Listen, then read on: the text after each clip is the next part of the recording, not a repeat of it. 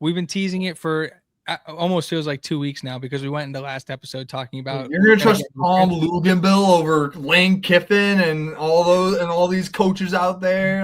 No, we're gonna trust Curt Cignetti in this Indiana Hoosiers staff. Exactly. We're gonna talk about this transfer portal class, Brad. Cignetti's the same thing. Let's talk who's in. Yeah, let's talk who's in. Let's go. We got some good ass players. They may not have had as many stars as your team, but they're gonna kick your team's ass. I'll tell you that. Let's go. I love it. This is in, I think, semi order of when they committed, according to On3. It didn't have like a preference between one or the other, but it just ended up on On3. But obviously, the transfer portal class starts with Josh Hoover, the new quarterback at Indiana University.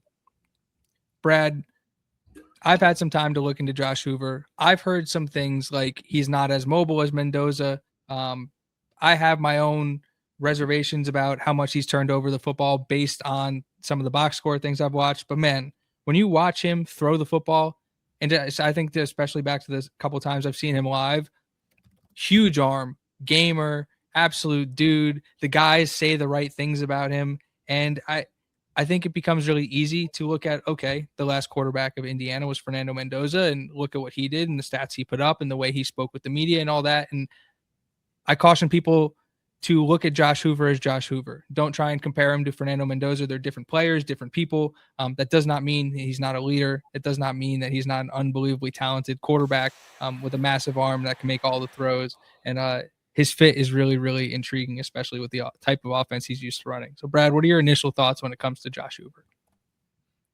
I like Josh Hoover. I think you nailed it right on the head. I think we've already prefaced this, like, to compare anyone. Like, he already has this tough, like, thing for him. He's got to follow up. 16-0 Indiana, Fernando Mendoza, like, he's got to follow that up. Like, talk about a tall order for you. It's almost like he loses one game. It's like the Sharks are going to be after him. So I just want to, we'll be fine. Trust in Josh, trust in Cignetti. That's what I encourage people to do. Some things, yeah, he's not as maybe physically gifted as Fernando Mendoza. He's not 6'5", 220, can run. Like, he's 6'2", 200, can run, can throw. He's still a little different. He's a different ball player. Thing he does have over Mendoza, 3 years starting experience. Mendoza only had 2 going into his Indiana season. Damn near 1.5. We're going to shoot it straight here. 3 full seasons. The career leader in returning production and passing yards in college football. He's damn near at 10,000 career passing yards. He's like a few yards short of it. Perfect fit for an RPO pro style scheme.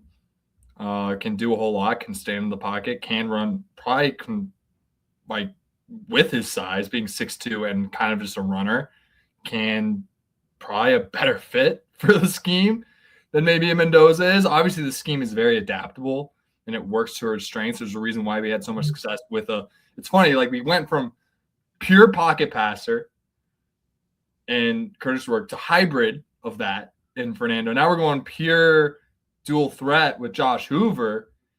And it's like, people see high interceptions. I see gunslinger. Like, that guy is a gamer. Like, that was my takeaway too. Yeah. Brett Favre build, absolute stud. Brings lots of experience to the table, more experience than Mendoza brought, and could be a really good leader for this team with all the experience that he brings to the table. He's not going to have Mendoza level intangibles. That's almost impossible to replicate, but he's still going to be a strong leader for the team, being as experienced as he is. Had the Sonny Dykes stamp of approval to play quarterback at TCU for 3 years. Probably a good damn good. Sonny Dykes, one of the best offensive minds in the college game. Has been for a decade. And he had that guy starting for him for 3 years. Didn't kick him to the curb. He clearly trusted him, had a lot of trust in giving him the keys to the program for that long.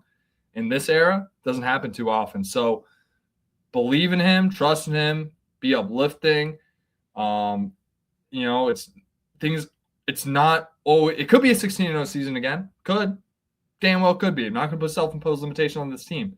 The reality is it's hard to win 32 straight games, guys. So let's stay the course and believe in this kid because he's fully capable of running this program. And we're going to get, and he was the guy right away. It was Hoover, all the rumors, Hoover rumors out right from the jump. And I was very clearly, they wanted him. He wanted us. He was an Indiana commit back in the Tom Allen days, which is crazy. He loves the school clearly enough to commit, loves Bloomington. I think there's a lot to like here. It's not just some Joe Schmo coming in here, guys. This is we got our guy, and let's just believe in it. It's not going to be the same as last year. This is a brand new team. Half the guys are gone, and we're bringing in another new half of the roster to it, and he's got a lot of guys to lean on from the leadership side that we can go over. He's got Bones Jones there. He's got Becker to lean on. And Carter. He's got a lot of Carter Smith, lots of guys.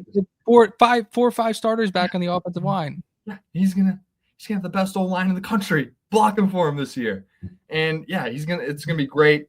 Perfect fit. We got our guy. He's gonna wear number 10 this upcoming year. It's gonna be great. Let's root for 10. Yeah, it's funny. But he will be wearing 10.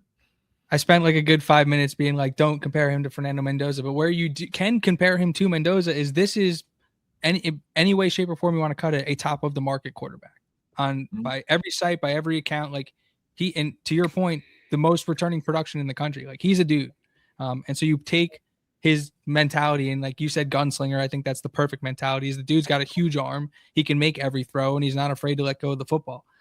I think it becomes really exciting when you put him with these playmakers. And one of the things we didn't even talk about during the smoke was Charlie Becker was I think third best receiver in the FBS the entire season, and less than one full rating point behind Jeremiah Smith. That's who's coming back. Yeah, he's gonna have tons of weapons around him. He's gonna be set up for success. Quarterback friendly scheme. They always have the answers to the test for him, so he's gonna be set up for success. And those interception numbers are gonna go down. I'm just telling you, he's not going to throw 13 picks this upcoming year.